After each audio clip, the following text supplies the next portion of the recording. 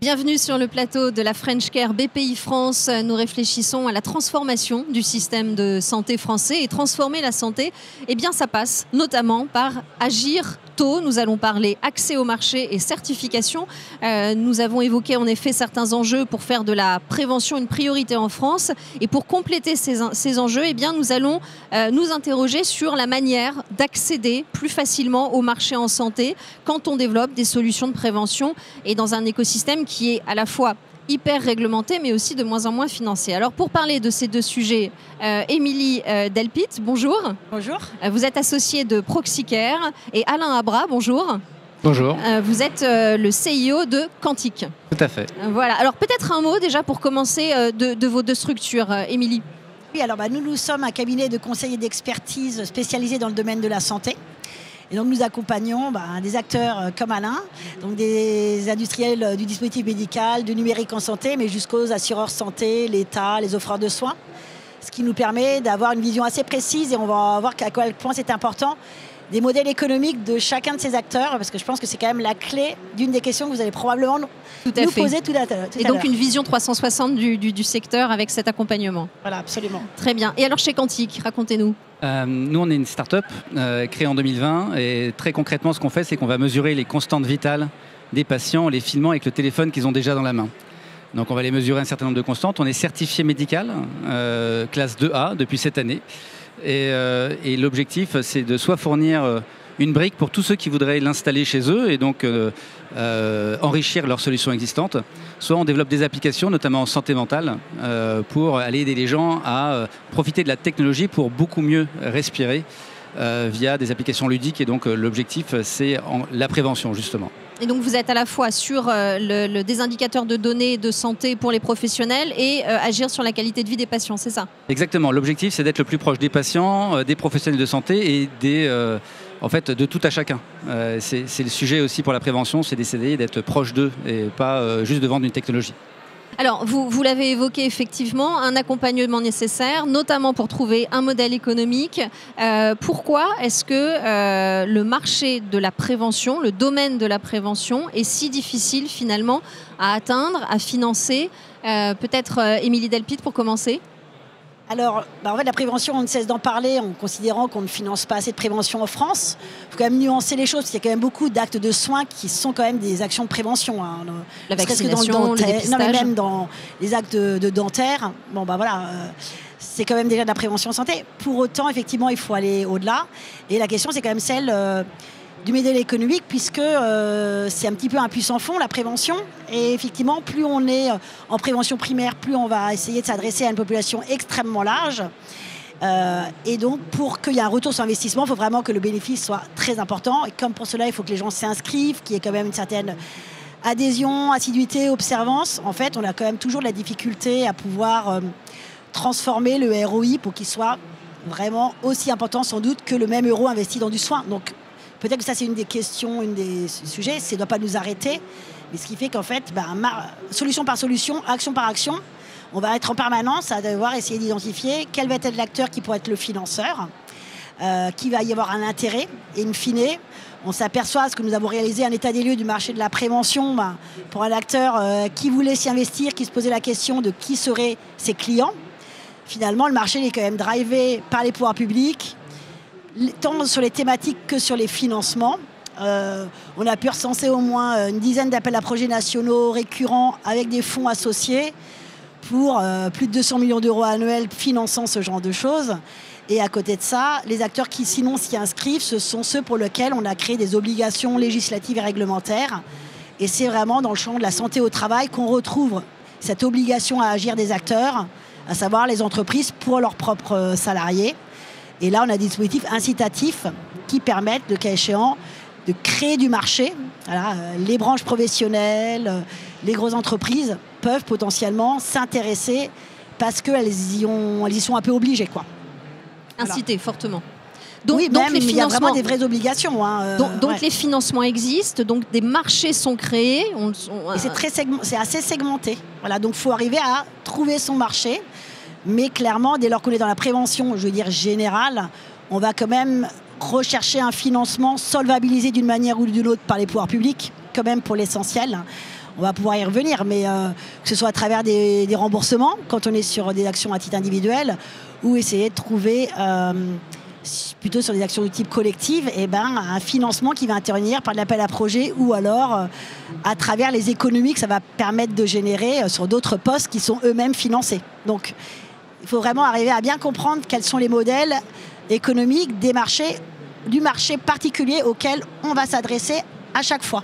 D'où l'importance de votre accompagnement et puis peut-être aussi de savoir comment convaincre ces investisseurs. Et là, j'entends qu'il est difficile de faire la preuve finalement de l'impact pour la santé de ces solutions de prévention. Quel est votre parcours pour être arrivé jusqu'à cette certification médicale dont vous parlez chez Quantique ? Alors déjà, il y a sur le côté financement qui est lié à ce parcours-là, il y a aussi, on parlait évidemment BPI France justement, c'est-à-dire que le financement, on a de la chance en France de pouvoir être financé, notamment par BPI France, à condition d'avoir de l'argent quand même avant, mais c'est ce qui est normal. Donc on en finance une partie, BPI finance une partie, et nous on a été beaucoup aidés par BPI France, et on continue d'être aidés. Donc ça, c'est une première chose. Ensuite, le parcours a été assez compliqué parce qu'il s'est passé quelque chose le 26 mai 2021. Là, le nouveau règlement qui a un peu tout changé. Et il a tout changé puisque globalement, on s'est retrouvé... Précisons peut-être nouveau règlement. Donc, nouveau règlement, c'est quoi? C'est-à-dire qu'on a globalement les règles pour être certifié qui ont changé. Et ces règles, elles ont changé pour tout le monde en Europe. Et la conséquence de ça, c'est que tous ceux qui étaient déjà certifiés devaient encore se certifier et que les experts du sujet, notamment dans mon domaine où à l'époque il y avait 13 organismes notifiés, c'est-à-dire c'est ceux qui mettent le tampon en Europe, donc 13 organismes notifiés, 25 000 dossiers. Donc nous, quand on est arrivé, nous on a été créé en 2020. On a commencé à travailler sur la certification en 2021. C'était pile le bon moment pour ça. Ça a été plutôt complexe, d'autant plus que les organismes en question et même les accompagnants ne connaissaient pas encore le sujet. Tout était encore sujet, et encore un petit peu aujourd'hui, à interprétation quand même. Et donc ça c'était le premier parcours du combattant, c'était ne serait-ce qu'avoir une place. La seconde chose, une des difficultés, c'est le fait de savoir quoi faire. Donc là, il faut être évidemment bien accompagné, ça c'est une chose, mais ça ne suffit pas. C'est-à-dire qu'une des problématiques qui a causé aussi problème, qui cause encore problème de temps en temps, c'est de se faire accompagner mais de rien faire soi-même. Il y a des normes. Les normes, il faut les lire. Et il ne faut pas s'appuyer seulement sur des externes, sur des prestataires, aussi compétents soient-ils. On doit nous-mêmes les comprendre. Et ce que j'ai pu voir, moi, par exemple, de certaines boîtes à côté de nous, c'est que, comme tout avait changé, ils se sont tellement appuyés sur les autres que tout le monde s'est certifié de la même façon. Or, il faut s'adapter à son cas. Et donc dans notre cas, on nous disait non, ça ne sera pas possible, vous n'arriverez jamais à faire ce que vous voulez. Bah oui, ça n'avait pas encore été fait, mais c'est pas grave. À condition de suivre les normes et à bien travailler, on peut y arriver. Donc ça, c'était une première difficulté. La deuxième, c'est le financement, effectivement. Et parce que tout ça, c'est arrivé en concomitance avec un changement de thèse de la quasi-totalité des financeurs de type fonds qui ont investi beaucoup plus rarement, déjà tout court, et ensuite encore moins dans les sociétés qui n'étaient pas encore certifiées. Et donc, le taux de mortalité des sociétés a augmenté considérablement en santé, et notamment pour les dispositifs médicaux. Et nous, on s'en est sortis. Pourquoi? Parce qu'on est allé chercher des business angels, des financeurs, je dirais, individuels, la plupart du temps, ou certains clubs d'investisseurs qui nous ont fait confiance, alors que les investisseurs de type institutionnel, eux, avaient changé de thèse. C'était pour plus tard. Donc c'était les investisseurs institutionnels qui ne croyaient pas ou qui voulaient avoir un retour sur investissement plus fiable et plus sûr, et vous avez dû en passer par des investisseurs privés, c'est ce que vous nous dites. Alors je dirais, voilà, les investisseurs de type VC ont changé leur thèse. Et alors, c'est pas qu'ils voulaient un retour forcément sur investissement plus rapide, c'est que c'était surtout une question de réduire le risque. Là, il est tellement compliqué d'être certifié médical aujourd'hui sur des sujets... Vous avez mis combien de temps finalement pour être certifié médical? On a eu le premier audit en janvier 2023. Donc plus de 2 ans alors. Et ensuite, on a été certifié en février 2025. Alors, c'est vraiment long. Normalement, c'est plus court quand même. Là, c'était vraiment Comment on particulièrement tient long. Finalement? Parce que entre, vous nous dites, les investisseurs, la majorité attendent une certification. Donc en fait, comment on tient On en tient tant pas. que voilà. En fait, globalement, moi, pour la petite histoire, que j'ai le droit de dire, hein, moi, en août 2023, on n'avait plus d'argent. C'est simplement, en fait, on n'avait simplement plus d'argent. Il nous restait, je pense, 10 000 € sur le compte pour aller payer 10 personnes. Donc, on ne tient pas. Maintenant, il se trouve que tous les salariés le savaient depuis longtemps. Ils ont tous tenu, donc j'ai une équipe exceptionnelle. Hein, je le dis quand même, vraiment. Et finalement, on a trouvé l'argent une semaine avant de payer les salaires. Enfin, et tout s'est bien passé. Et donc, il y a une histoire de on tient parce qu'on est résilient, et puis il y a quand même une histoire de chance. On a trouvé quelqu'un qui est d'accord pour nous financer. Des histoires comme celle qu'Alain nous raconte pour Quantique, vous en avez souvent, vous en avez beaucoup dans les structures que vous accompagnez, Émilie Delpit. On fait beaucoup de choses, pas uniquement ce type d'activité. Non, ce qu'on voit en tout cas très souvent, ce sont des acteurs qui ont identifié au-delà parce que la certification, ce n'est que le début de l'histoire, hein, d'une certaine manière. Ensuite, il faut quand même trouver son marché, c'est ce que j'évoquais. Et malgré tout, beaucoup d'entre eux vont quand même essayer de chercher un financement public. Donc en fait, la deuxième partie de l'histoire, c'est celle de l'accès au marché, vraiment, avec potentiellement des procédures de remboursement. Là, on a vu quand même beaucoup de projets en Pécan qui ont été refusés. On sait que les acteurs derrière, ils avaient misé sur l'obtention du remboursement. Hein. Dès lors qu'il est refusé, nombre d'entre eux n'ont pas du tout les moyens, en tout cas à jour. Hein, donc il faut augmenter ces remboursements anticipés, relancer une étude clinique avec tout ce que ça implique lorsque c'est ce qui a pâti. Hein. Nous, c'est pour ça que moi, ça me semble important vraiment d'essayer quand même, quand on engage la démarche avec ces certifications, pour lequel, et tous les mois et les années qui vont suivre, pour avoir un financement qui va vous aider, et de quand même d'ores et déjà identifier le type de marché que vous allez briguer, parce que c'est celui-là, in fine, qui vous financera. Enfin, on parle de deux types de financement. Le financement de l'entreprise pour faire toute cette phase préalable, et puis ensuite, le financement réel par le marché de sa solution, voilà, par ses clients. C'est ça quand même qu'il faut éclairer au plus vite, en ayant vraiment compris ce qui était faisable, ce que ça allait impliquer, avec vraiment une appréciation un peu réaliste des délais que ça va quand même impliquer. Hein. Et alors là, c'est quoi? C'est accéder à la commande publique, c'est aller directement démarcher via les hôpitaux, c'est aller directement démarcher les patients. Comment est-ce que ça se passe? Tout dépend quel modèle économique. Enfin, peut-être que c'est intéressant de voir Alain, peut-être avant que je réponde, pour étendre peut-être le sujet à d'autres types d'acteurs. Oui, effectivement, vous êtes beaucoup plus horizontal effectivement que nous sur le sujet. Alors nous, on a une façon de penser qui peut-être pas celle de tous, mais qui est de dire il faut plusieurs business models. En fait, si on attend d'être certifié pour ceux qui ont besoin d'être certifiés, de passer les différentes étapes HAS compris pour pouvoir être remboursé. C'est de nombreuses années où il faut chercher des financements privés comme publics et où, comme vous le disiez, on n'est pas sûr d'y arriver, en tout cas pas dans les temps. Et donc, quelque chose que j'ai mis du temps à comprendre, c'est qu'on devait trouver un modèle qui pouvait amener des clients avant, c'est-à-dire globalement être financé par ceux à qui quand on répond à un besoin, on répond à leurs besoins.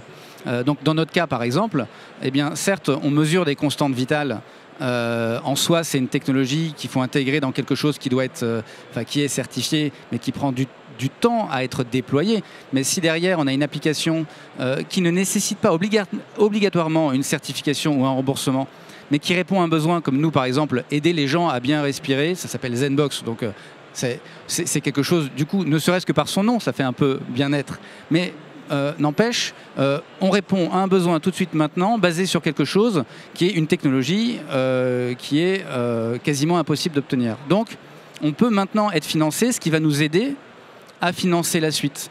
Donc, on y va par étapes. Une des problématiques, c'est que ça ne plaît pas forcément à tous les investisseurs d'avoir ce type d'approche. Beaucoup vont plutôt dire bon, tu fais du B2B, tu fais que ça, t'attends d'arriver jusque-là, on te finance pour ça, point à la ligne. Or moi, je voudrais quand même essayer de pouvoir ramener de l'argent le plus tôt possible, tout en répondant à un besoin maintenant, tout de suite, et pas forcément demain. Donc on raisonne par étapes. Ouais. Donc peut-être pour effectivement étendre, nous, j'ai vu souvent des acteurs qui avaient une solution technologique, qui faisait une fonction, mais pour lequel l'histoire était à écrire pour savoir en fait dans quel type de parcours de soins on allait s'intégrer. Et effectivement, ce qui est intéressant de faire avec eux, et donc de vraiment de prendre en amont une réflexion assez stratégique, de définir toutes les possibilités au regard des besoins, en identifiant bien là où il y a des priorités de politique publique avec des financements associés, parce que voilà, on a des sujets qui sont beaucoup plus financés que d'autres, et de décliner effectivement différents modèles. Voilà, certains vont du B2B, d'autres du B2C, certains vont pouvoir se passer de financement public.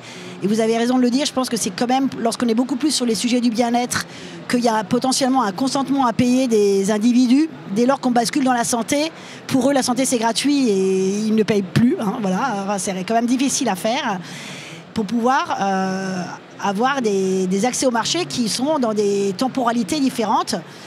Le Graal, c'est évidemment le remboursement Sécu et c'est le plus dur à avoir. Mais est-ce que finalement, dans ce que vous venez de dire, il n'y a pas un paradoxe? Parce que vous dites, moi ce que j'entends quand vous dites bien-être, moi j'entends prévention en fait.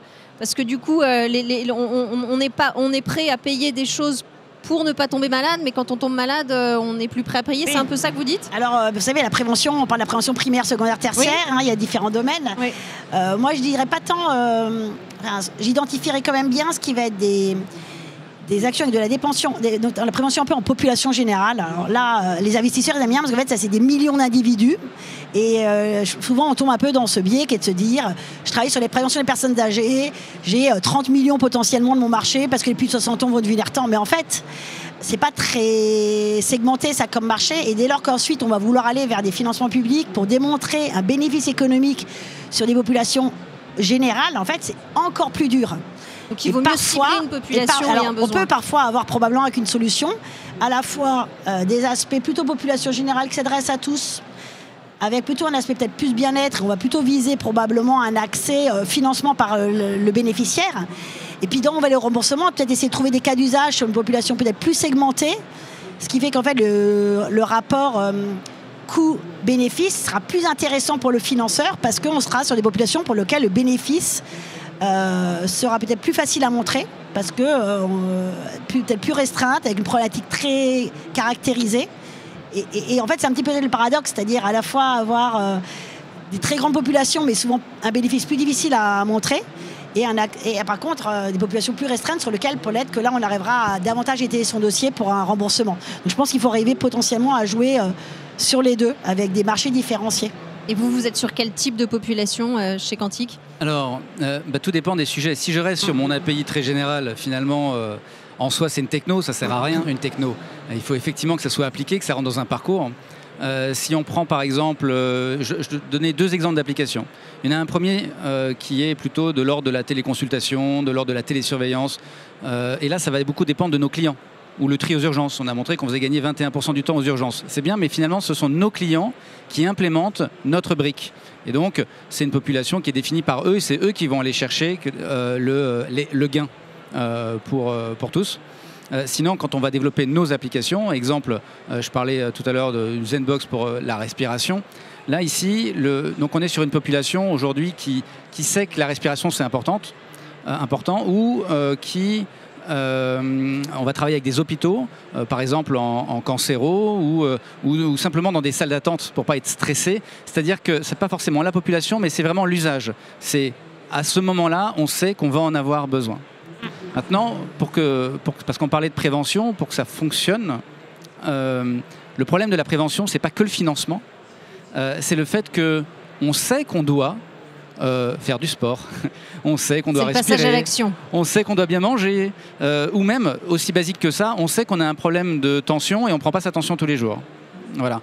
Eh bien, le sujet, c'est comment amener avec une solution, et je maintiens une solution, pas une technologie, eh bien, quelque chose qui va inciter les gens à faire de la prévention et donc aussi à payer par ailleurs. Et ça, c'est un problème autant dans la prévention primaire que secondaire. Ce problème, il est général.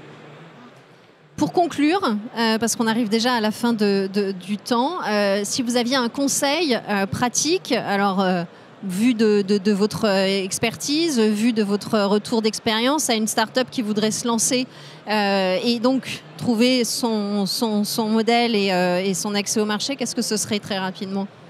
Moi, je trouve que c'est quand même important d'emblée, tout en engageant peut-être tous les aspects techniques, les démarches qui vont prendre du temps, de vraiment avoir un vrai travail approfondi sur la définition de ces marchés, voilà, pour vraiment définir plusieurs, être très précis sur les modèles économiques des futurs potentiels acheteurs, arriver à bien comprendre dans quel type de politique on va pouvoir s'inscrire, parce qu'en fait c'est ça qu'on va essayer de décliner, avoir des plans B bien sûr, hein, mais d'avoir cette vision stratégique dès le début et pas de pouvoir s'engouffrer dans les aspects très techniques avec une technologie qui fonctionne, mais in fine se poser la question un peu tard de finalement bon maintenant qui va me l'acheter. Ouais, voilà, donc faudrait ne quand jamais même le perdre de vue.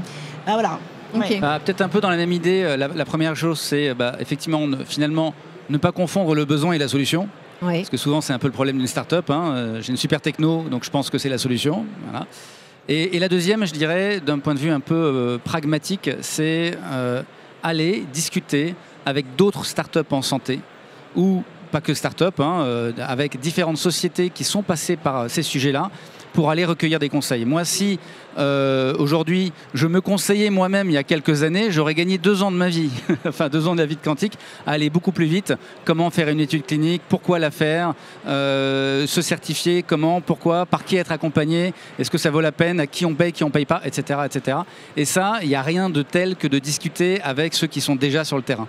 Donc ça serait mon conseil aujourd'hui. Merci beaucoup et c'est justement l'objectif et la mission de la French Care de rassembler tous les acteurs du système de santé. Merci à tous les deux pour cette table ronde. Merci beaucoup. Merci beaucoup.